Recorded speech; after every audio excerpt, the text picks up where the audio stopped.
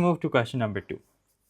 Given so and so, find y as a simplified function of x. So basically what that means is you have to make y the subject. Now, an important observation to make over here is that you have 3 here, you have 3 here, you have 27 here, and then you have root 3 over here. Now, if you look closely, you will notice that they're all powers of 3. Some are explicitly powers of 3, but some can be rewritten as powers of 3.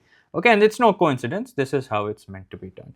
So I'll let 3 power x be as it is, okay, and 3 power 4y be as it is as well. Now remember, find y as a simplified function of x means that you have to make y the subject. Now 27 can be written as 3 power 3 and root 3 can be written as 3 power half. So that means this can be written as 3 power x minus 4y. Using rules of indices, same bases are divided, so powers can be multiplied.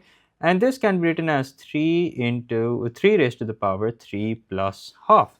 Now, 3 raised to the power x minus 4y, so I'm just going to rewrite that as it is.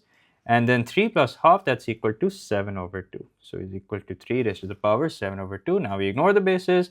Now when we ignore the bases, that means the power, because they're the same, that means the powers must, and there's an equals to sign, that means the powers must also be equal. So that means x minus 4y is equals to 7 over 2. This is basically what we were looking for, and this will allow us to make y the subject. Now, a good idea would be to cross multiply. So we have 2x minus 8y is equals to 7, or you can say, it's same as saying multiplying both sides by 2. And then we have 2x minus 7, which is equal to 8y. Now when I make y the subject, y is equals to 2x minus 7 upon 8. And there you go, fellas. That's the answer. Let's read the question one more time and make sure that the question doesn't have a specific requirement. No, it doesn't. But if you want,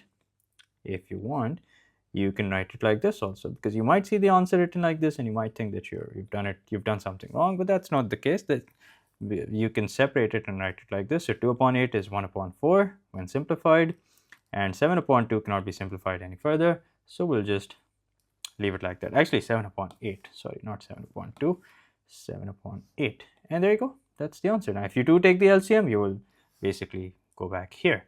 So both these answers are acceptable.